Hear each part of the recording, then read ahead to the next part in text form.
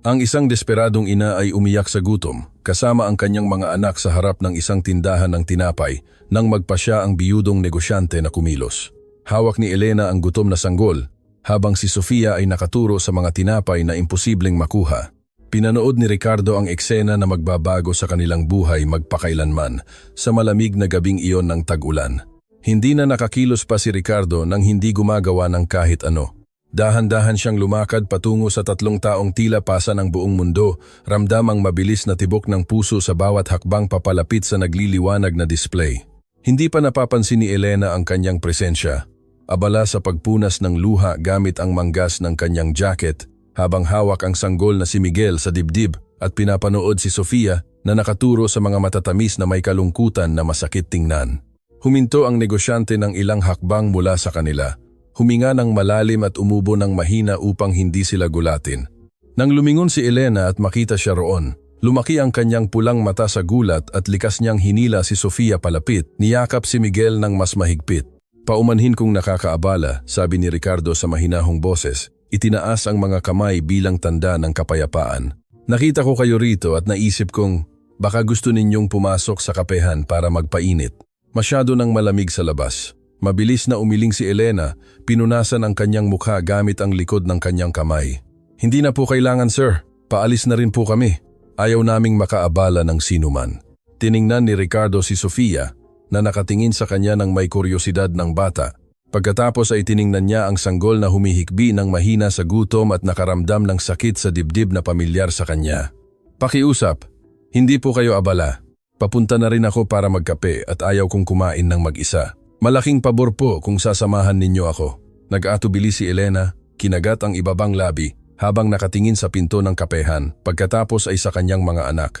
Ang malakas na unggol ng tiyan ni Sofia ang nagpatibay sa kanyang desisyon.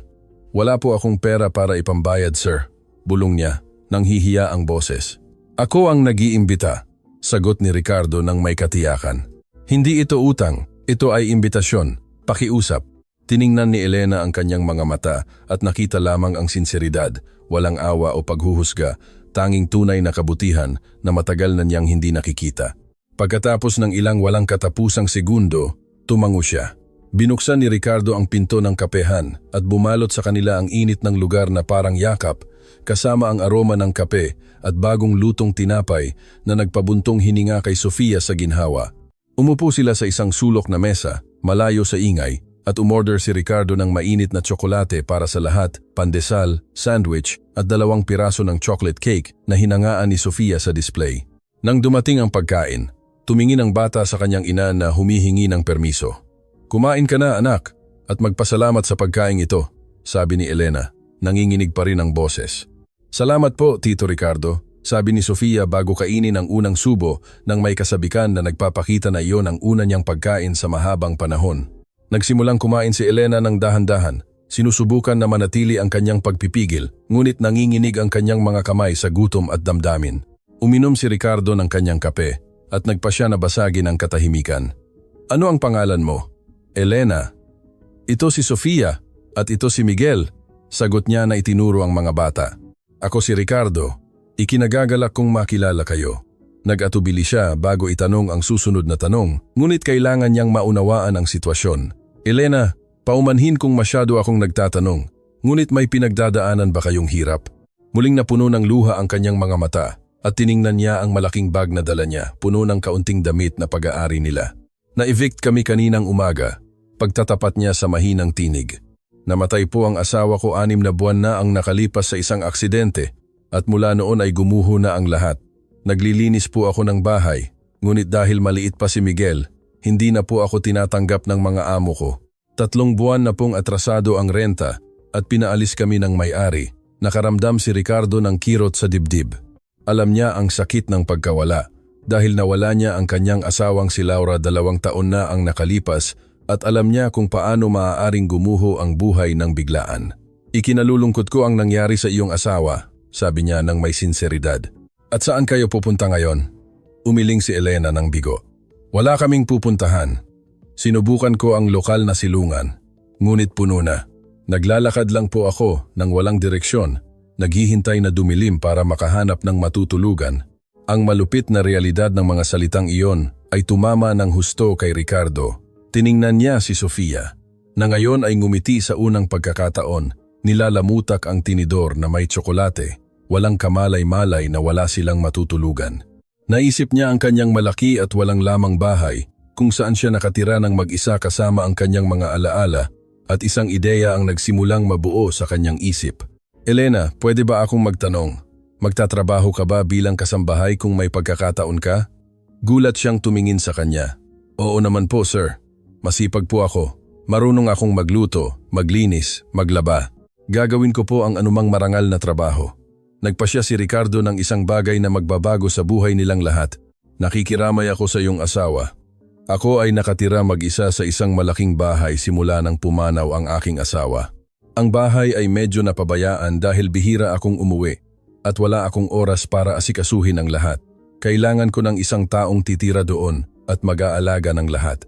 Tumigil si Elena sa pagpapakain sa sanggol at tumitig sa kanya ng hindi makapaniwala. Inaalok mo po ba ako ng trabaho? Inaalok ko ng trabaho at tirahan, pagwawasto ni Ricardo. Kayo at ang inyong mga anak ay maaaring tumira doon. May sapat na mga kwarto at magbabayad ako ng makatarungang sweldo. Ito ay isang solusyon para sa ating dalawa. Bumilis ang tibok ng puso ni Elena. Ang alok ay tila isang himala, ngunit ang likas na takot na pumunta sa bahay ng isang estranghero kasama ang dalawang bata ay nagpatigil sa kanya. Sir Ricardo, malaki po ang pasasalamat ko, ngunit hindi ko po kayo kilala. May dalawa po akong maliliit na anak. Hindi ko po maaaring basta na lang pumunta sa bahay ng isang estranghero. Naunawaan ni Ricardo ang kanyang pag-aalala at inilabas ang kanyang pitaka, inilagay ang kanyang mga dokumento at business card sa mesa. May karapatan kang maging maingat. Narito ang aking mga dokumento. Ako ang may-ari ng isang kumpanya ng konstruksyon dito sa lugar. Maaari mong saliksikin ang aking pangalan kung gusto mo. Nauunawaan ko ang iyong pagdududa at ginagalang ko iyon.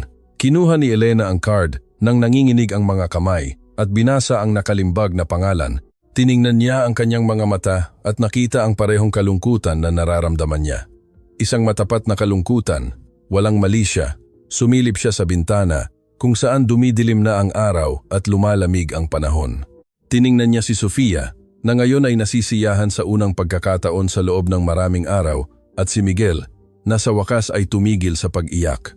Wala siyang tunay na pagpipilian. Tatanggapin ko po ang trial, sabi niya, nanginginig ang boses.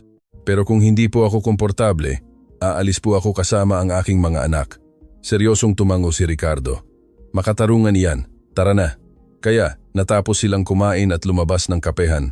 Ang sasakyan ni Ricardo ay nakaparada malapit. Isang itim na sedan, elegante ngunit simple. Binuksan niya ang pinto sa likod para kay Elena at sa mga bata. Kinuha ang mabigat na bag mula sa kanyang mga kamay at inilagay sa trunk. Ang loob ng sasakyan ay mainit at komportable. Umupo si Sofia sa malambot na upuan at halos agad-agad na nakatulog, pagod na pagod. Tense si Elena sa buong biyahe, hawak si Miguel at nakatingin sa labas ng bintana habang nilisan nila ang sentro ng lungsod at pumasok sa isang eksklusibong subdivision na may malalaking bahay at mga kalsadang may puno. Huminto ang sasakyan sa harap ng isang gate na automatikong bumukas. Nagbubunyag ng isang modernong dalawang palapag na bahay. Puti at marilag, ngunit tila malamig at walang buhay. Ipinarking ni Ricardo ang sasakyan sa maluwang na garahe at pinatay ang makina. Nakarating na tayo, sabi niya, lumingon sa likod. Maingat na ginising ni Elena si Sofia at lumabas sila ng sasakyan. Nang makita ang mansyon, na-intimidate siya sa laki at ganda ng lugar. Napansin ni Ricardo ang kanyang pag-aalala at sinubukan siyang pakalmahin. Malaki nga pero bahay lang yan. Halika, ipapakita ko kung saan kayo mananatili. Inakay niya sila sa pangunahing pasukan. Binuksan ang mga ilaw ng maluwang at maayos na sala, ngunit nababalutan ng manipis na alikabok na nagpapakita ng pagiging abandonado. Dumaan sila sa modernong kusina at dumating sa likod ng bahay, kung saan may isang maluwang na silid na may 2 kama at isang kahoy na duyan na tila nakatago ng maraming taon. May sariling banyo ang silid na ito at magkakaroon kayo ng ganap na privacy, paliwanag ni Ricardo. Ang duyan ay para sa isang pamangkin na paminsan-minsan ay nananatili rito. Sa totoo lang, ang duyan na iyon ay binili niya at ni Laura nang mangarap si isang pangarap na hindi natupad, ngunit mas pinili niyang huwag ibahagi ang sakit na iyon. Inilagay ni Elena si Miguel sa duyan at nakita si Sofia na humiga sa isa sa mga kama, bumuntong hininga sa ginhawa nang maramdaman ang malambot na kutsyon. Humarap siya kay Ricardo, hindi alam kung paano ipapahayag ang kanyang pasasalamat. Sir Ricardo, hindi ko po alam kung paano magpapasalamat. Iniligtas niyo po ang buhay namin ngayon. Sumandal si Ricardo sa pinto, pakiramdam niya sa unang pagkakataon sa loob ng 2 taon na hindi naganap na walang laman ang bahay. May buhay na roon ngayon, mga boses ng mga bata, ang galaw ng isang pamilya. Hindi mo kailangang magpasalamat ngayon, Elena. Magpahinga ka. May malilinis na tuwalya sa banyo at pagkain sa ref. Bukas natin pag-uusapan ang mga detalye ng trabaho at aayusin ang lahat. Humarap siya upang umalis, ngunit huminto sa pinto. Elena, isa lang ang hihingin ko. Simula ngayon, ikaw at ang iyong mga anak ay hinding-hindi na maghihirap habang nasa ilalim ng bubong na ito. Ang bahay na ito ay tahanan na rin ninyo. Sa gabing iyon, halos hindi nakatulog si Elena. Pinoproseso pa rin ang surreal na pagbabago sa kanilang buhay. Nagising siya bago sumikat ang araw, gaya ng dati niyang ginagawa, at nagpa siya na agad simulan ang kanyang trabaho. Iniwan niya ang mga bata na natutulog at pumunta sa kusina, kung saan nakita niya ang isang eksena ng kapabayaan na nagkukumpirma sa mga salita ni Ricardo. Nakatambak ang mga plato sa lababo, magulo ang mga cabinet at halos walang laman ang ref. Sinarol niya ang kanyang manggas at nagsimulang magtrabaho. Nang bumaba si Ricardo para magkape, makalipas ang 1 oras, sinalubong siya ng amoy ng bagong kape na tila isang malayong alaala ng mas magagandang panahon. Huminto siya sa pasukan ng kusina, nagulat sa pagbabago. Nakahanda ang mesa, kumikinang ang lababo sa kalinisan at nakatalikod si Elena, inaayos ang mga cabinet. Magandang umaga, sabi niya. Bahagya pang garalgal ang boses sa pagtulog. Mabilis na lumingon si Elena, ngumiti ng mahiyain. Magandang umaga po, Sir Ricardo. Naghanda po ako ng almusal. Sana po ay magustuhan ninyo. Umupo siya sa mesa, tinitingnan ng simpleng pagkain, ngunit maayos na inihanda. Uminom siya ng kape at ipinikit ang kanyang mga mata. Tinatamasa hindi lamang ang inumin, kundi ang pakiramdam na may nag-aalaga muli sa bahay. Perpekto, Elena. Gaano ka nakatagal gising? Sapat na para mapansin na kailangan ng maraming pagmamahal ang bahay na ito. Sagot niya, nagkakaroon ng kumpiyansa. Kung papayagan niyo po, balak ko pong ayusin ang bodega at maglinis ng buong sala ngayon. Pinanood ni Ricardo si Elena na nagtatrabaho habang umiinom ng kape. May tahimik na kahusayan sa kanya, isang lakas na nakaka-impress. Hindi lang siya isang babaeng nasa mahirap na sitwasyon, kundi isang taong determinado na itayo muli ang kanyang buhay. Gawin mo ang sa tingin mo ay kailangan, Elena. Ang bahay ay sa iyo na ngayon upang alagaan. Sa sandaling iyon, lumabas si Sofia sa pinto ng kusina, gusot ang buhok at kinukuskos ang mga mata. Nay, umiiyak po si Miguel, anunsyo niya. Nagpakita si Elena ng balak na tumakbo patungo sa silid, ngunit si Ricardo, sa isang pagtulak na hindi niya lubos na naunawaan, ay tumayo. Hayaan mo, titingnan ko kung ano ang kailangan niya. Tapusin mo ang iyong kape. Nagulat si Elena na makita ang amo na umakyat sa hagdan patungo sa silid ng mga bata. Pumasok si Ricardo sa silid at nakita ang sanggol na nakatayo sa duyan, umiiyak ng mahina. Nag-atubili siya sandali dahil taon na mula nang humawak siya ng bata, ngunit pagkatapos ay inabot ang kanyang mga braso. Si Miguel, na nakaramdam ng matatag at ligtas na hawak, ay agad na tumigil sa pag-iyak at tumitig kay Ricardo nang may malalaking kuryosong mata. Hinawakan ang kwelyo ng kanyang kamiseta ng kanyang maliliit at matatabang kamay. Naramdaman ni Ricardo ang isang alon ng damdamin na napakatindi na halos manghina ang kanyang tuhod. Ang amoy ng talko ng sanggol, ang mainit na bigat ng maliit na buhay na iyon sa kanyang mga braso, lahat ng ito ay nagpukaw ng mga damdamin na inilibing niya, kasama si Laura. Bumaba siya ng hagdan na karga si Miguel, na ngayon ay nakangiti at ngumunguya ng masaya. Pagpasok niya sa kusina, tiningnan siya ni Elena at Sofia ng may paghanga. Gusto ka po niya, sir? Sabi ni Elena na nakangiti.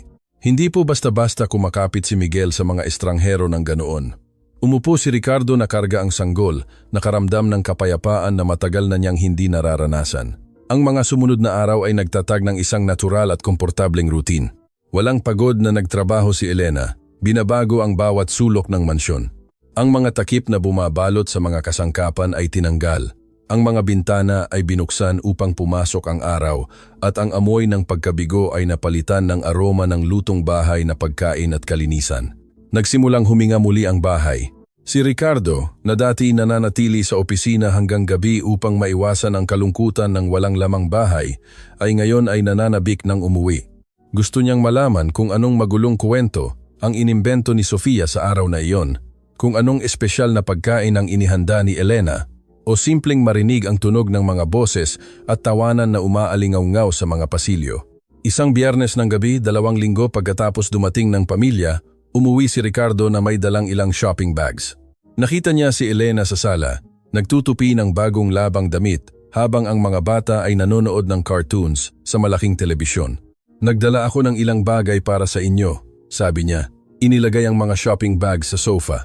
Binuksan ni Elena ang isa sa mga ito at nakita ang mga bagong damit para kina Sofia at Miguel, mga jacket pang tag-ulan, bagong sapatos at maging isang eleganteng damit para sa kanya. Sir Ricardo, sobra na po ito. Marami na po kaming natanggap mula sa inyo. Simula niya na may namumuo ng luha. Hindi ito kawang gawa, Elena, sabi niya ng matatag. Umupo sa armchair at niluwagan ang kanyang kurbata pagkatapos ng mahabang araw ng trabaho.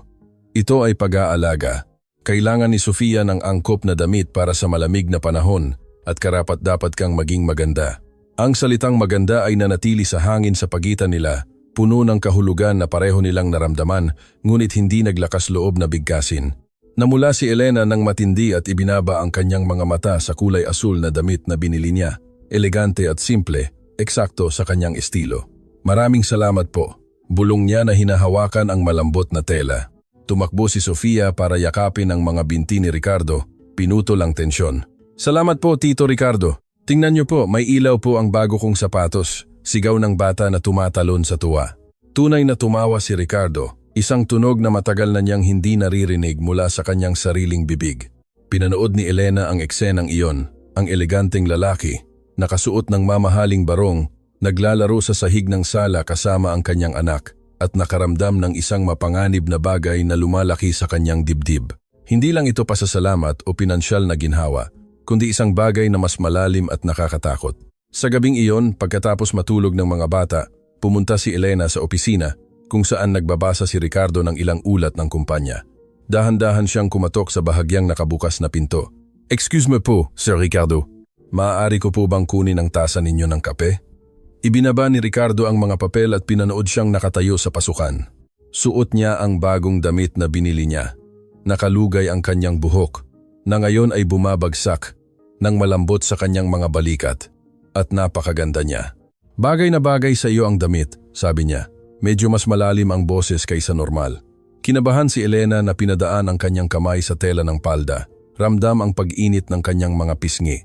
Nagpunta po ako para magpasalamat muli sa lahat at para na rin po magsabi ng isang bagay. Si Miguel po ay nagsalita ng bagong salita ngayon. Agad na nagka-interes si Ricardo. Anong salita? Papa, bulong niya. Naglalaro po siya sa duyan nang marinig ang tunog ng sasakyan niyo na dumating. Tumingin siya sa pinto at sinabi, Papa, nang malinaw na malinaw, ang sumunod na katahimikan ay siksik at puno ng damdamin. Dahan-dahang tumayo si Ricardo at lumapit sa kanya. Huminto sa isang respetadong distansya, ngunit sapat na malapit para maramdaman ni Elena ang init na nanggagaling sa kanya. Elena, alam kong komplikado ang ating sitwasyon. At baka masyado pang maaga upang pag-usapan ito, ngunit kailangan kong maging matapat sa iyo. Simula nang dumating kayo rito, ang bahay na ito ay hindi na lang isang lugar kung saan ako natutulog. Nagdala kayo ng liwanag sa isang kadiliman na akala ko ay magpakailanman.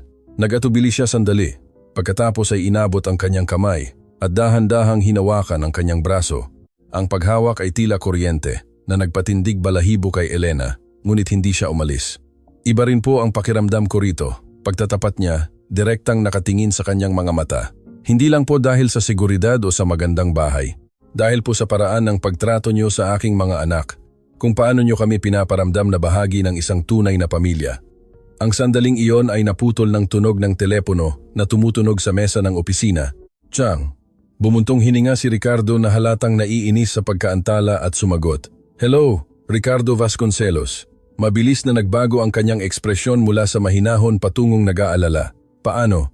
Kailan nangyari iyan? Sige, pupunta ako diyan ngayon din. Ibinaba niya ang telepono at tumingin kay Elena na may tensyonadong ekspresyon. May nangyari sa pangunahing proyekto ng kumpanya?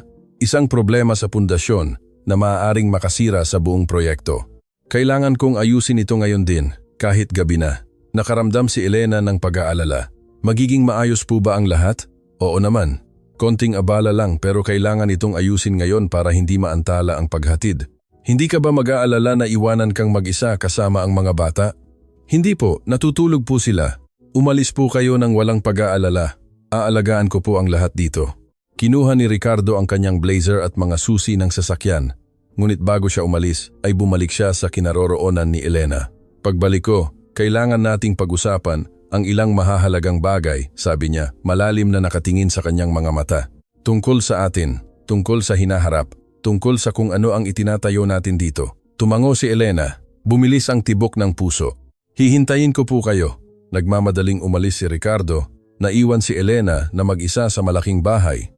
Naglakad siya sa mga silid, pinagmamasdan kung paano nagbago ang lahat simula nang dumating siya.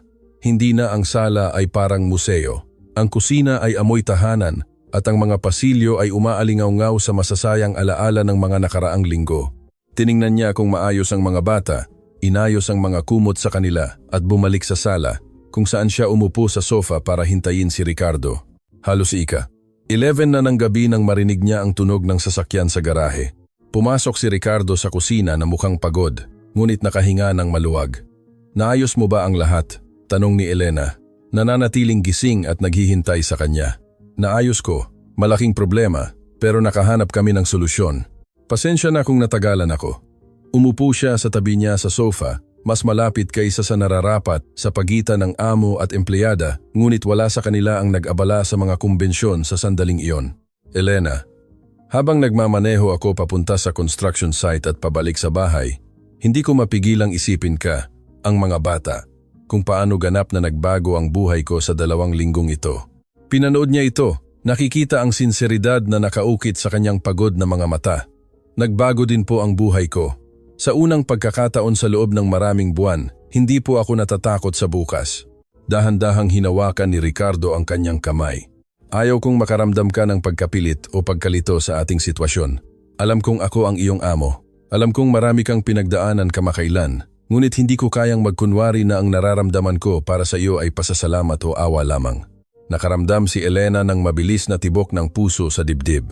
Ano po ang sinasabi niyo? Minahal kita. Elena, dahil sa iyong lakas, sa iyong dedikasyon, sa iyong mga anak, sa paraan kung paano mo binalik ang buhay sa patay na bahay na ito. Sinasabi kong kapag tinitingnan ko sina Sofia at Miguel, nakikita ko ang pamilya na palagi kong pinangarap at akala ko ay hindi na kailanman magiging posible pagkatapos kong mawala si Laura. Nagsimulang dumaloy ang luha sa mukha ni Elena. Sir Ricardo, ako Ricardo. Pagwawasto niya ng mahina. Ricardo lang, walang formalidad sa pagitan natin, hindi na. Ricardo, ulit niya. Sinusubukan ang pangalan sa kanyang mga labi. Nakaramdam din po ako ng napakalakas na damdamin para sa inyo, pero natatakot po ako. Takot na baka napagkakamalan ko ang pasasalamat sa pag-ibig. Takot na masira ang itinayo natin. Takot na baka ito ay isang panaginip lang na matatapos. Hinawakan ni Ricardo ang kanyang kamay ng mas mahigpit. Kung gayon, dahan-dahan lang tayo, hindi mo kailangang magmadali. Kailangan mo lang malaman na totoo ang aking damdamin at anuman ang mangyari sa atin, ikaw at ang iyong mga anak ay laging magkakaroon ng tahanan dito. Tiningnan ni Elena ang lalaking ito na dumating sa kanyang buhay bilang isang anghel nang siya ang pinakakinailangan na nagbalik ng dignidad sa kanya at sa kanyang mga anak, na ngayon ay nag-aalok hindi lamang ng seguridad, kundi ng tunay na pagmamahal. Kailangan ko ng oras para iproseso ang lahat ng ito, sabi niya ng tapat. Ang puso ko ay nagpapagaling pa rin mula sa pagkawala ng aking asawa at kailangan kong matiyak na totoo ang nararamdaman ko. Lubos kong nauunawaan, sagot ni Ricardo. Natututo din akong magmahal muli pagkatapos ni Laura. Maaari nating tuklasin ito ng magkasama sa ating oras. Nanatili silang nakaupo sa komportableng katahimikan sa loob ng ilang minuto. Magkakaugnay ang mga kamay. Bawat isa ay nawala sa kanilang sariling pag-iisip tungkol sa hinaharap na maaaring nabubuo. Sa wakas, tumayo si Elena. Sa tingin ko, mas mabuting matulog na ako. Sabado bukas at gusto kong maglinis ng buo sa library. Tumayo rin si Ricardo, ngunit bago siya ganap na lumayo, hinila niya ito ng dahan-dahan para yakapin. Isang malinis at magalang na yakap, ngunit puno ng hindi nabanggit na mga pangako. Pinayagan ni Elena ang kanyang sarili na magpahinga sa kanyang mga braso ng ilang segundo, ramdam ang seguridad at pagmamahal na nanggagaling sa lalaking iyon. Nang maghiwalay sila, tumingin siya sa kanyang mga mata at nakita doon ang isang posibleng hinaharap, isang pagkakataon na muling magsimula hindi lamang bilang isang nakaligtas, kundi bilang isang minamahal na babae. "Magandang gabi, Ricardo," sabi niya. At sa unang pagkakataon sa loob ng maraming buwan, ang kanyang boses ay nagdala ng tunay na pag-asa. "Magandang gabi, Elena. Matulog ka ng mahimbing." Naglakad siya patungo sa kanyang silid, ngunit bago mawala sa pasilyo, lumingon siya sa huling pagkakataon. "Ricardo, oo. Salamat sa pagpaparamdam sa akin na karapat-dapat akong maging masaya muli." Ngumiti si Ricardo, pakiramdam ang pag-init ng kanyang puso. "Salamat sa iyo sa pagpapaalala sa akin kung gaano kasarap magkaroon ng pamilya." Pumasok si Elena sa kanyang silid at nakita ang dalawang bata na mahimbing na natutulog. Si Sofia nayakap ang bagong teddy bear na binili ni Ricardo at si Miguel na sumisipsip ng kanyang hinlalaki sa duyan. Humiga siya sa kama, ngunit matagal bago siya makatulog. Ang kanyang isip ay puno ng mga posibilidad, ng mga takot, ng mga pag-asa. Sa unang pagkakataon simula nang mamatay ang kanyang asawa, naiisip niya ang isang hinaharap na hindi lamang tungkol sa pagkaligtas, kundi tungkol sa pag-ibig, pamilya at tunay na kaligayahan. Sa itaas, nahirapan din si Ricardo na makatulog. Tiningnan niya ang larawan ni Laura sa bedside table at bumulong. "Sa tingin ko ay sasang-ayon ka sa kanya, mahal ko. Sa tingin ko ay magiging masaya ka na malaman na nakahanap ako ng dahilan upang muling mabuhay." Kinabukasan, isang Sabado ng umaga, nagising si Elena sa tunog ng mga boses na nanggagaling sa kusina. Mabilis na nagbihis at inimbestigahan, nakita si Ricardo na naghahanda ng pancakes habang tinutulungan siya ni Sofia sa pagsukat ng mga sangkap. At si Miguel sa high chair ay pumalakpak at tumawa. "Magandang umaga," sabi niya, nagulat sa eksena sa bahay. "Magandang umaga, nanay," sigaw ni Sofia. Si Tito Ricardo po ay gumagawa ng pancakes na tulad ng sa cartoon. "Naisip kong bigyan ng pahinga ang opisyal na tagaluto ng bahay ngayon," sabi ni Ricardo na nakangiti. "Bukod pa rito, gusto kong ipakita ang aking kasanayan sa pagluluto para mapahanga kayo." Tumawa si Elena, nakaramdam ng gaan sa dibdib na matagal na niyang hindi nararanasan. "At napahanga mo naman po ba kami?" "Oo. Pwede po ba akong tumulong? Pwedeng gumawa ka ng orange juice. Ang mga prutas ay nasa ref." Nagtulungan sila sa kusina, isang magkasabay na sayaw ng mga galaw na tila natural na parang ginagawa na nila iyon sa loob ng maraming taon. Masayang nagkwento si Sofia, nag-iimbento ng mga kwento tungkol sa mga prinsesa na nakatira sa mga kastilyo. Natulad niyan, habang pinapanood ni Miguel ang lahat ng may malalaki at kuryosong mata. Habang nag-aalmusal, nag-anunsyo si Ricardo. "Sabado ngayon at maganda ang araw. Paano kung dalhin natin ang mga bata sa parke? Pwedeng maglaro si Sofia sa playground at pwedeng magpahangin si Miguel." Tumalon si Sofia sa upuan sa sobrang tuwa. "Talaga po, Tito Ricardo? Pwede po akong maglaro sa malaking slide? Pwedeng maglaro sa lahat ng gusto mo, prinsesa?" Pinanood ni Elena ang interaksyon sa pagitan nila. Puno ng lambing ang kanyang puso. Ang makita si Ricardo na tinatrato ang kanyang mga anak ng may ganitong pagmamahal ay nagpatunay na ang kanyang damdamin para sa kanya ay batay sa isang bagay na mas matatag kaysa sa pasasalamat. Maghapon silang nasa parke, itinatulak ni Ricardo si Sofia sa duyan habang naglalakad si Elena kasama si Miguel sa stroller. Pinanood sila ng ibang mga pamilya at napansin ni Elena na mukha silang isang normal na mag-asawa na naglalakad kasama ang kanilang mga anak sa weekend. Hindi siya naabala sa ideya, sa halip, nagpukaw ito ng pakiramdam ng pagiging kumpleto na hindi niya alam na nawawala. Pauwi, nakatulog si Sofia sa likod ng sasakyan, pagod sa kalaro. Nakatulog din si Miguel sa baby car seat. "Marami po silang nasiyahan," komento ni Elena. "Matagal na po akong hindi nakita si Sofia na ganoon kasaya. At matagal na rin akong hindi nakaramdam ng ganito kumpleto," sagot ni Ricardo, nakatingin sa rearview mirror sa mga natutulog na bata. "Alam mo, Elena, iniisip ko, paano kung mag-dinner tayo sa labas ngayong gabi? Tayong dalawa lang? Maaari nating pakiusapan ang kapitbahay ko, si Aling Carmen, na samahan ng mga bata ng ilang oras." Nakaramdam si Elena ng kaba sa tiyan. Isang date, isang hapunan sa pagitan ng dalawang taong nagtutuklas kung ano ang damdamin para sa isa't isa, pagwawasto niya ng mahina, walang pressure, isang pagkakataon lang upang makapag-usap tayo ng walang abala. Nagatubili siya sandali pagkatapos ay tumango. Gusto ko po iyon. Nang gabing iyon, isinuot ni Elena ang asul na damit na binili ni Ricardo para sa kanya. Maingat na inayos ang kanyang buhok at naglagay ng kaunting makeup. Nang bumaba siya sa sala, nakita niya si Ricardo na naghihintay, elegante sa kanyang maitim na suit, may hawak na maliit na bouquet ng mga bulaklak. Ang ganda mo, sabi niya, inaalok ang mga bulaklak. Salamat po, sagot niya na namula. Ang gwapo niyo rin po. Si Aling Carmen, isang mabait na babae na nasa 60, ay dumating ng eksakto sa oras upang alagaan ang mga bata. Kilala na siya ni Sofia mula sa mga pagkakataong naglaro sila sa hardin at masaya siya sa kanyang kasama. Ang restaurant na pinili ni Ricardo ay elegante, ngunit komportable, na may mahihinang ilaw at tahimik na background music. Umupo sila sa isang reserved na mesa, malayo sa ingay, kung saan maaari silang mag-usap ng pribado. Salamat po sa gabing ito, sabi ni Elena pagkatapos nilang mag-order. Matagal na po akong hindi nakaramdam na parang isang babae. Alam mo, sa mga nakaraang buwan inalang ako, nakaligtas lang. Ngayon, pakiramdam ko ay maganda ako, ninanais. Maganda ka, pagpapatunay ni Ricardo, sa loob at lababas. At gusto kong malaman mo na ang interes ko sa iyo ay walang kinalaman sa awa o kawanggawa. Nakuha mo ang aking puso sa iyong lakas, sa iyong dedikasyon, sa iyong paraan ng pagtingin sa buhay kahit na pagkatapos ng lahat ng pinagdaanan mo. Sa panahon ng hapunan, pinag-usapan nila ang kanilang mga pangarap, ang kanilang mga takot, ang kanilang mga inaasahan para sa hinaharap. Ikinuwento ni Elena ang kanyang mapagpakumbabang pagkabata, kung paano niya nakilala ang kanyang unang asawa noong teenager pa lamang, tungkol sa mga plano na mayroon sila ng magkasama bago ang aksidente.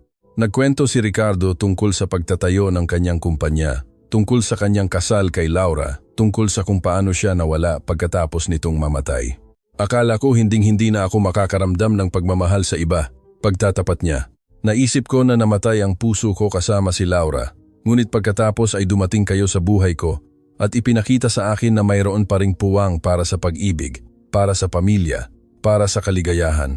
Akala ko rin po ay tapos na ang oras ko para maging masaya, sagot ni Elena, na ang aking papel ngayon ay alagaan lamang ang aking mga anak at mabuhay. Ipinakita mo sa akin na kaya ko pa ring mangarap, na kaya ko pa ring mahalin. Inabot ni Ricardo ang kanyang kamay sa mesa at isinukbit ang kanyang mga daliri sa kanya. Elena, alam kong maaga pa, alam kong kailangan natin ng panahon, ngunit gusto kong malaman mo na seryoso ang aking damdamin. Hindi ako nagbibiro sa iyo, o sa iyong mga anak. Kapag tinitingnan ko ang hinaharap, nakikita ko kayong tatlo doon.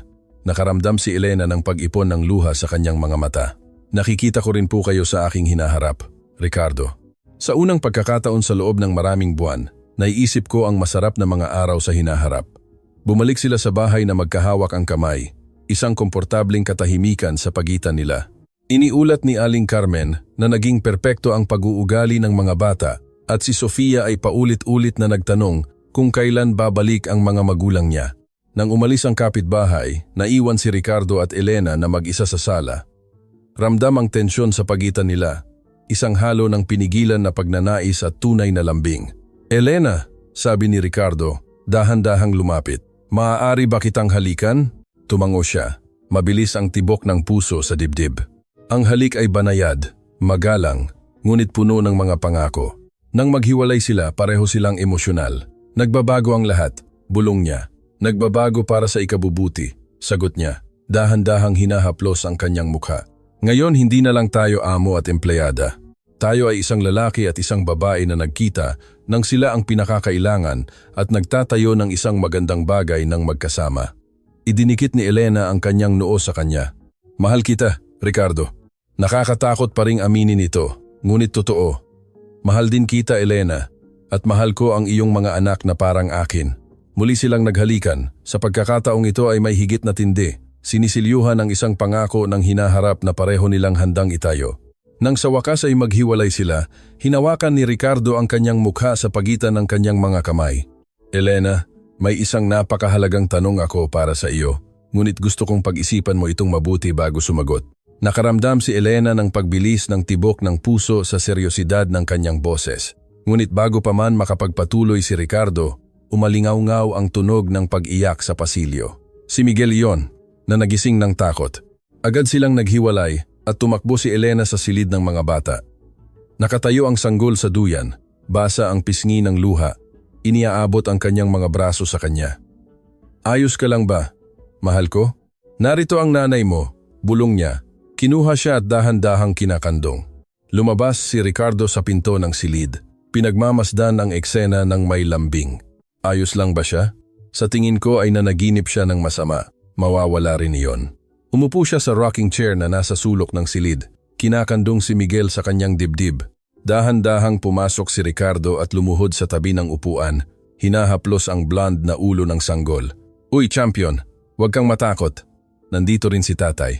Ang salita ay natural na lumabas sa kanyang mga labi at silang tatlo ay natigilan sandali. Tumigil si Miguel sa paghikbi at tumingin kay Ricardo ng kanyang malalaking mata. Pagkatapos ay inabot ang kanyang mga braso sa kanya. Kinuha siya ni Ricardo, nagulat at emosyonal, habang ang sanggol ay yumakap sa kanyang dibdib at muling ipinikit ang kanyang mga mata. Tinawag kanyang tatay, sabi ni Elena, nanginginig ang boses. At hindi mo siya itinama. Dahil ayaw kong itama, sagot ni Ricardo, nakatingin sa sanggol na nasa kanyang mga braso. Dahil iyan ang gusto kong maging para sa kanya, para kay Sofia, para sa inyo, isang tunay na pamilya.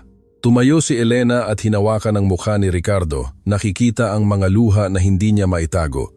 Kung gayon, iyan ang tanong na itatanong mo sa akin sa ibaba. Tumango si Ricardo. Gusto kong ampunin sina Miguel at Sofia. Gusto kong ibigay sa kanila ang aking pangalan, ang aking legal na proteksyon, ang aking hinaharap. Gusto kong maging tunay na ama nila, hindi lang si Tito Ricardo o ang kasintahan ng kanilang ina. At gusto kong pakasalan ka, Elena. Gusto kong maging isang kumpletong pamilya tayo sa papel at sa puso. Nanghina ang mga binti ni Elena at kinailangan niyang humawak sa likuran ng upuan. Sa lahat ng bagay na naisip niyang marinig, iyon ang pinakamakapangyarihan, ang pinakatinukoy. Ang pag-ampon sa kanyang mga anak ay nangangahulugan ng isang walang hanggang pangako, isang bagay na higit pa sa isang panandaliang romansa. Ricardo, sigurado ka ba sa sinasabi mo? Hindi sila kadugo mong anak. Mayroon silang mga bagahe, mga trauma. Dahan-dahang pinutol ni Ricardo ang kanyang sinasabi na natutulog si Miguel sa kanyang mga braso. Alam ko ang lahat ng iyon at iyon mismo ang dahilan kung bakit gusto kong gawin ang mga bagay ng tama. Hindi ko gustong palitan ang kanilang biological na ama. Gusto kong bigyan ng karangalan ang kanyang alaala sa pamamagitan ng pag-aalaga sa mga kayamanan na iniwan niya. Kapag tinitingnan ko si Sofia at nakikita ko hindi lang ang isang kaibig-ibig na bata. Nakikita ko ang aking anak. Nakikita ko si Miguel at pakiramdam ko ay ipinanganak siya upang nasa aking mga braso. At nakikita-kita Elena. At alam kong wala nang ibang babae sa mundo na gusto kong makasama sa responsibilidad ng pagpapalaki ng mga buhay na ito. Malaya nang dumaloy ang luha sa mukha ni Elena ngayon. Luha ng isang napakalalim na ginhawa na masakit. Oo, nakaya niyang sabihin sa pagitan ng mga hikbi. Oo, tinatanggap ko ang lahat. Mahal na po kayo ng mga anak ko na parang ama, Ricardo. Iniligtas mo ang buhay nila sa maraming paraan. Lumapit siya at hinalikan siya ng mahina. Na natutulog si Miguel sa pagitan nila. Sinelyuhan ng sandaling iyon na magbabago sa kanilang buhay magpakailanman. Sa mga sumunod na araw, ang balita ng pagpapakasal at mga plano sa pag-ampon ay nagdala ng bagong enerhiya sa bahay. Tuwang-tuwa si Sofia nang malaman niya na si Ricardo ang magiging tunay niyang tatay at gumugol ng maraming oras sa pagguhit ng mga wedding gown para sa kanyang ina. Nagpumilit si Ricardo na gawin ang mga bagay ng tama at dinala si Elena upang pumili ng engagement ring sa isang eleganteng tindahan ng alahas sa sentro. Nahihiya siya sa sobrang presyo, ngunit hindi niya tinanggap ang mga pagtutol. Karapat-dapat ka sa pinakamahusay, Elena. Hayaan mong ibigay ko iyon sa iyo. Pumili sila ng isang delicate na puting ginto na singsing na may simple, ngunit nagniningning na diamante na perpektong bumagay sa kanyang daliri. Nang lumabas sila ng tindahan ng alahas na magkahawak ang kamay, naramdaman ni Elena sa unang pagkakataon na siya ay isang tunay na minamahal at pinahahalagahan na babae. Ngunit hindi lahat ay maayos. Isang linggo pagkatapos ng engagement, habang nasa trabaho si Ricardo, tumunog ang doorbell ng bahay. Binuksan ito ni Elena at nakita ang isang eleganteng babae, halos umuntong taong gulang, nakasuot ng mamahaling damit at may ekspresyon ng pagiging superior sa mukha. Maaari po ba akong tumulong? Tanong ni Elena ng magalang. Ikaw siguro ang bagong kasambahay, sabi ng babae na pumasok nang walang paanyaya. Kailangan kong kausapin si Ricardo. Nasaan siya? Nasa trabaho po si Sir Ricardo. Maaari ko po bang malaman kung sino po kayo? Tiningnan siya ng babae mula ulo hanggang paa nang may mapanlibak ng ngiti. Ako si Veronica, ang hipag ni Ricardo. Asawa ko ang kapatid niya, na namatay 5 taon na ang nakalipas. At ikaw? Ako si Elena, ang kanyang nobya. Ganap na nagbago ang mukha ni Veronica mula sa mapanlibak patungong gulat. Nobya? Si Ricardo ay ikakasal sa iyo? Ang paraan ng kanyang pagsasalita ay nagpakita ng pagtatangi at kawalan ng paniniwala.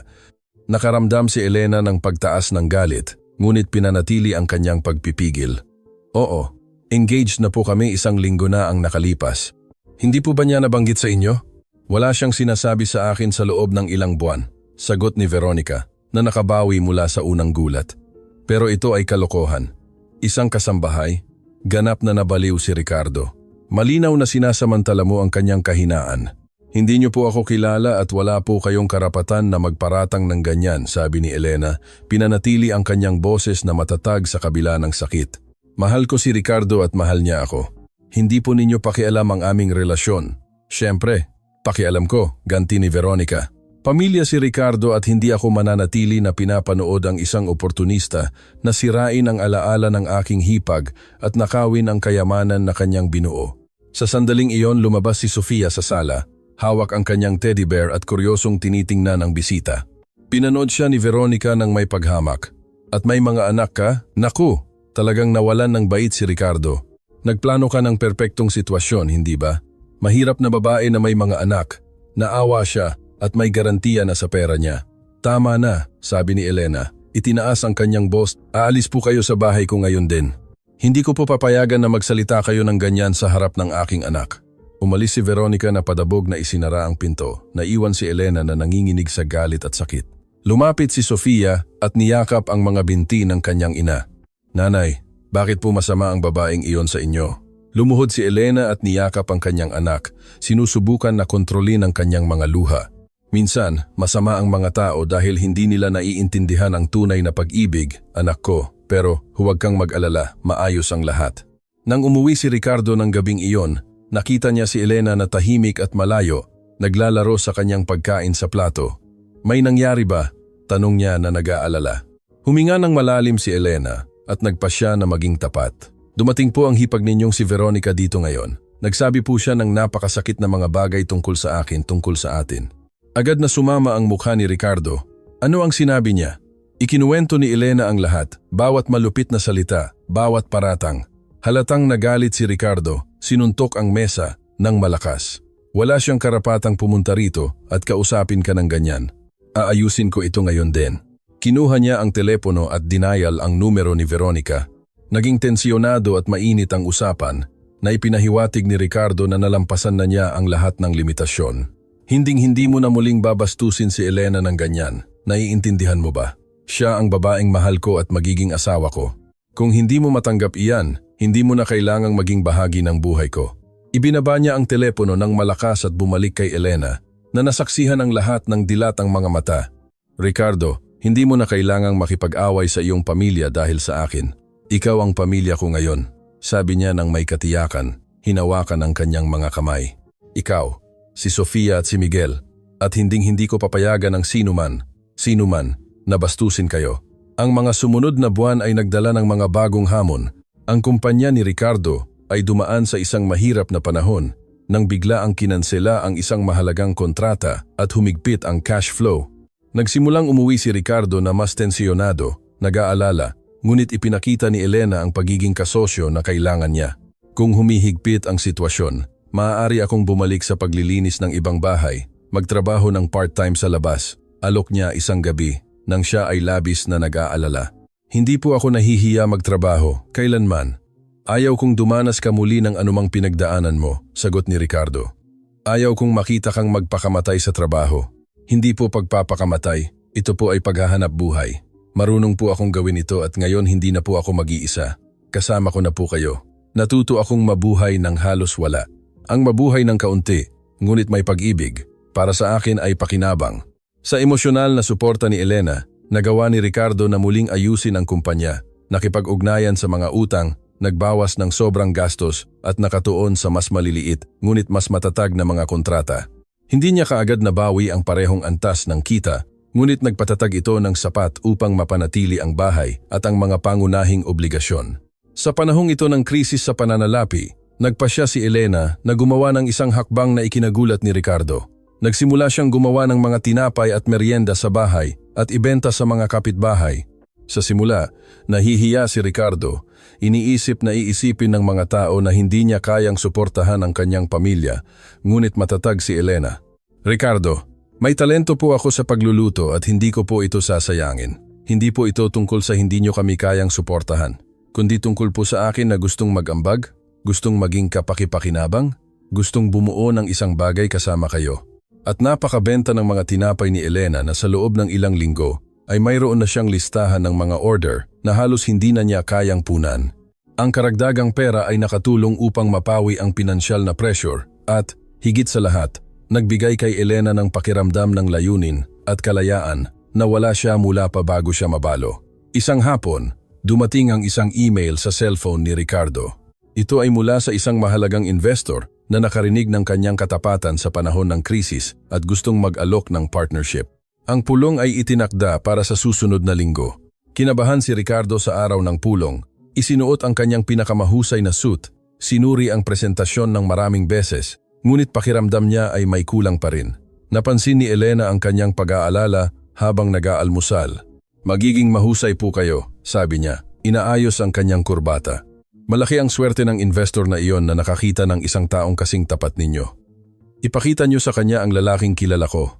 Ang lalaking hindi sumuko kahit na tila nawawala na ang lahat. Nagtagumpay ang pulong. Ang investor, isang 60 taong gulang na negosyante na nagngangalang Alfredo, ay humanga hindi lamang sa mga numero at proyekto ni Ricardo, kundi sa kanyang katapatan sa pagtalakay sa mga kamakailang paghihirap. Karamihan sa mga negosyante ay sinusubukang itago ang mga problema, sabi ni Alfredo. Nagpakita ka ng transparency, ipinakita mo kung paano mo nilutas ang bawat hamon. Ito ay mas mahalaga kaysa sa anumang magandang balanse. Ang partnership ay natapos sa isang malaking investment na nagbigay daan kay Ricardo upang palawakin ang kumpanya sa isang napapanatiling paraan. Nang umuwi siya ng gabing iyon na may balita, nakita niya si Elena sa kusina na tinatapos ang isang batch ng mga tinapay. Kinuha niya ito sa baywang at inikot sa hangin. Tumatawa nang hindi pa niya nagagawa sa loob ng ilang buwan. Nagawa ko, Elena. Natuloy ang investment. Ligtas na ang kumpanya. Sumigaw siya sa tuwa at hinalikan siya. Pareho silang tumatawa at umiiyak. Tumakbo sina Sofia at Miguel upang makita kung ano ang nangyayari at napasama sa yakap. 3 buwan pagkatapos, ang pagkakasundo kay Veronica ay hindi inaasahan. Dumating siya sa bahay isang maulan na hapon na may ekspresyon na ibang-iba sa huling pagkakataon. Maaari po ba akong pumasok? Tanong niya sa mahinang boses. Nag-atubili si Elena, ngunit sa huli ay pumayag. Dumating po ako para humingi ng paumanhin, simula ni Veronica, nakatingin sa kanyang sariling mga kamay. Sa sinabi ko noong huli, naging malupit at hindi ako makatarungan sa iyo. Ano ang nagpabago ng isip mo? Tinawagan ako ni Ricardo ilang araw pagkatapos ng aming pagtatalo. Hindi siya sumigaw, hindi siya nakipag-away, kinausap lang niya ako. Isinalaysay ang kanyang kwento, kung paano kayo nagkakilala, kung paano mo binago ang buhay niya.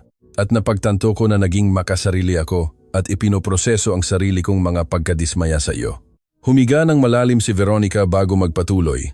Nang mamatay ang asawa ko, kumapit ako kina Ricardo at Laura na parang sila lang ang aking pamilya. Nang pumanaw si Laura, si Ricardo lang ang natitira sa akin mula sa panahong iyon. Ang makita siyang nagpapatuloy, bumubuo ng bagong pamilya, ay nagparamdam sa akin na ako ay naiiwan. Pero hindi ito nagbibigay katarungan sa ginawa ko. Nauunawaan ko, sabi ni Elena, na ikinagulat niya sa kanyang sinseridad. Alam ko rin kung ano ang mawalan ng isang tao at makaramdam ng pagkawala pagkatapos noon. Mahal mo ba talaga si Ricardo? Tanong ni Veronica, nakatingin sa kanyang mga mata. Mahal ko siya ng buong puso at gugugulin ko ang natitirang bahagi ng aking buhay sa pagpapasaya sa kanya. Tumango si Veronica. Namumuo ang luha sa kanyang mga mata. Kung gayon, gusto kong humingi ng iyong kapatawaran at, kung papayagan mo, gusto kong maging bahagi ng inyong pamilya, hindi bilang isang taong nagtatanong sa inyong pagkakaisa, kundi bilang isang taong sumusuporta at nagdiriwang sa inyong pag-ibig.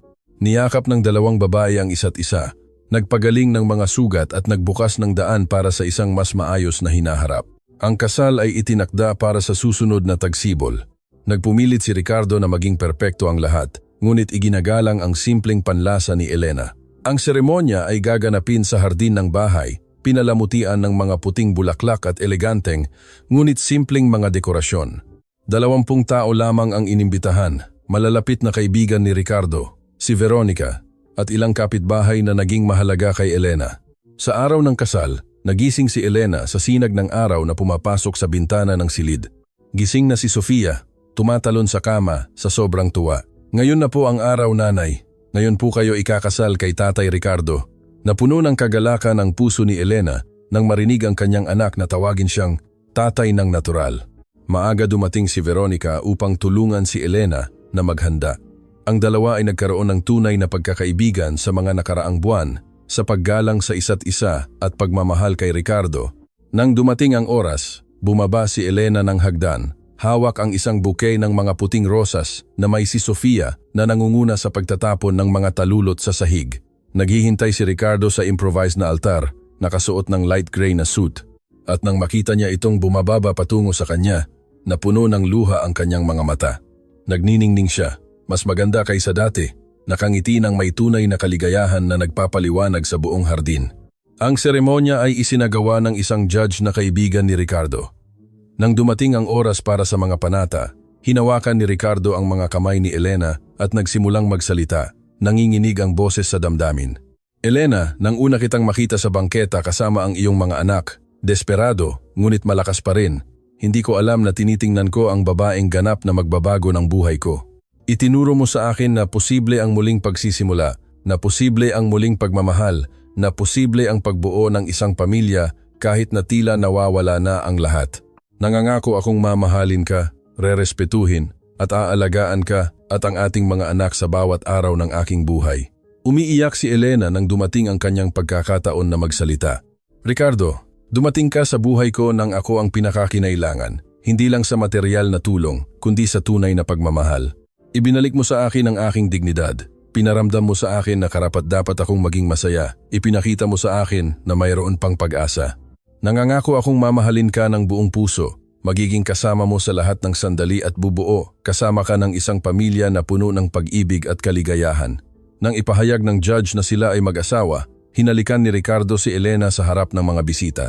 Tumakbo si Sofia para yakapin ang kanilang mga binti at kinuha siya ni Ricardo kasama si Miguel na nasa mga braso ni Veronica. Doon, silang apat, sa wakas ay nabuo ang pamilya na pareho nilang pinangarap. Ang mga sumunod na buwan ay nagdala ng isang katatagan at kaligayahan na wala sa kanila ang nakaranas noon. Ang proseso ng pag-ampon ay sinimulan kaagad pagkatapos ng kasal. Sa panahon ng mga panayam sa mga social worker, naging malinaw sa lahat na ito ay isang tunay na pamilya na binuo sa pag-ibig at pangako sa isa't isa. Si Sofia, na ngayon ay 6 na taong gulang, ay kinapanayam ng psychologist na namamahala sa kaso. Sofia, alam mo ba kung bakit tayo Opo. Dahil po gusto ni Tatay Ricardo na maging tunay kong tatay sa papel din, sagot ng bata ng natural. At ano ang pakiramdam mo tungkol dito? Nagniningning ang mga mata ni Sofia. Napakasaya po ako.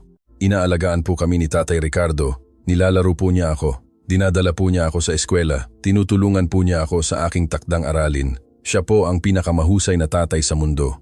Tumagal ang proseso ng 6 na buwan, ngunit sa wakas ay dumating ang araw ng huling pagdinig. Sinuri ng judge ang lahat ng dokumento at panayam bago itanong ang kanyang mga huling tanong.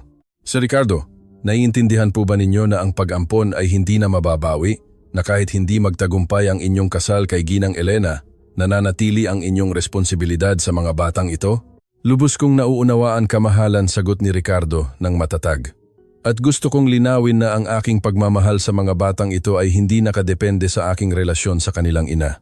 Sina Sofia at Miguel ay aking mga anak sa lahat ng mahalagang kahulugan at isang karangalan na gawin itong opisyal.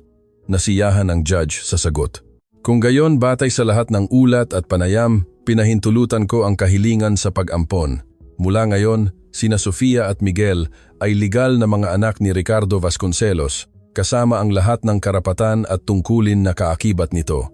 Humagulgol si Elena sa tuwa. Niyakap si Ricardo habang tumatalon si Sofia sa kaligayahan. At si Miguel, na napakaliit pa para lubos na maunawaan, ay nakangiti sa nakikita ang lahat na masaya. Isang taon pagkatapos ng pag-ampon, isang maaraw na Sabado ng umaga, nagising si Elena. Pakiramdam niya ay kakaiba. Tumakbo siya sa banyo at nagsuka, isang bagay na nangyayari sa loob ng ilang araw. Lumabas si Ricardo sa pinto na nag-aalala. Ayos ka lang ba? Gusto mo bang tawagin ko ang doktor? Tiningnan siya ni Elena, dilat ang mga mata, na may hinala na hindi niya maglakas loob na sabihin. Ricardo, sa tingin ko kailangan kong magpa-test. Anong uri ng test?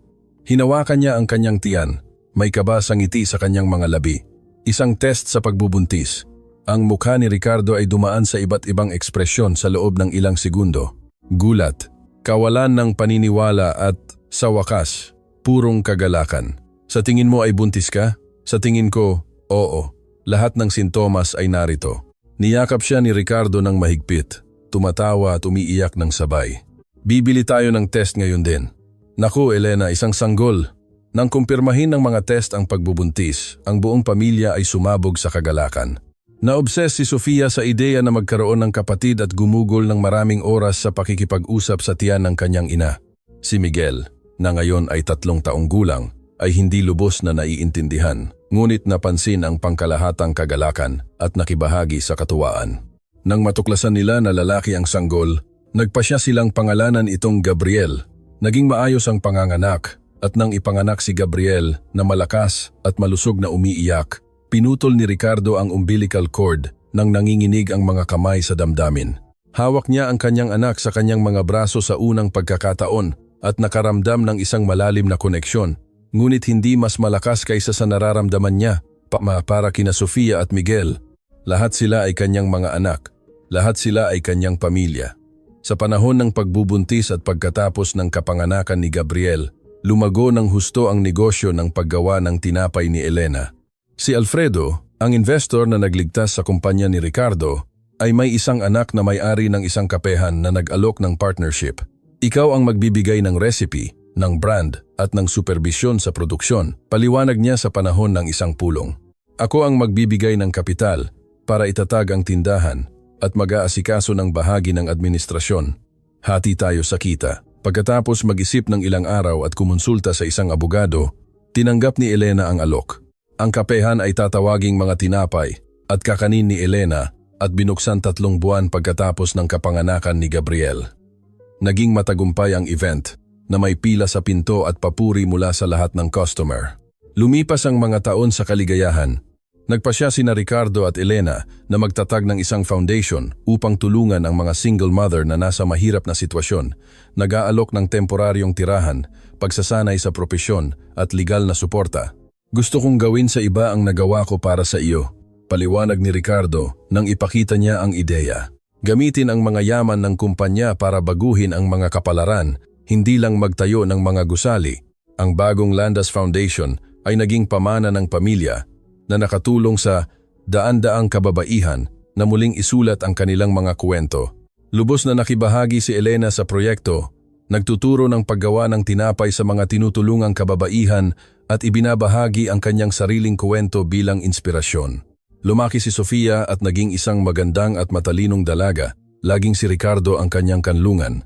Nagkaroon si Miguel ng isang masayahin at mabait na personalidad, mahilig sa sports at laging napapalibutan ng mga kaibigan.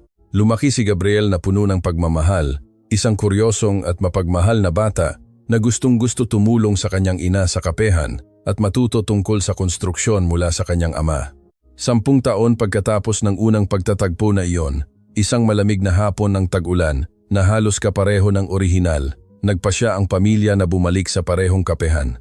Nandoon pa rin ang lugar na may parehong ginintuang display, puno ng nakakatakam na mga tinapay, ngunit ngayon ay may nakasabit na karatula sa dingding na nagbibigay pugay sa lugar kung saan nagsimula ang kuwento ng pamilya Vasconcelos. Pumasok sila ngayon hindi bilang mga estrangherong nangangailangan, kundi bilang isang nagkakaisa at maunlad na pamilya. Si Sofia ngayon, isang magandang 11 na taong gulang na dalaga.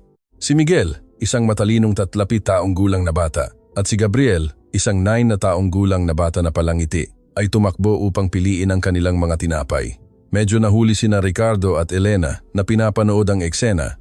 Idinikit ni Elena ang kanyang ulo sa balikat ng kanyang asawa Pinagmamasdan ang kanilang refleksyon sa salamin ng display. Ang imahe ay nagpatong sa masakit na alaala ng desperadong babae at ng nag-iisang lalaki, isang dekada na ang nakalipas. Sino ang magsasabi? Bulong niya. Parang sa ibang buhay iyon. Inakbayan ni Ricardo ang kanyang baywang.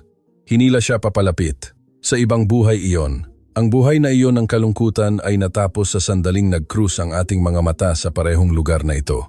Umupo sila sa parehong sulok na mesa, umorder ng mainit na tsokolate at tinapay, tumatawa sa mga biro ni Gabriel at sa mga kwento sa eskwelahan ni na Sofia at Miguel.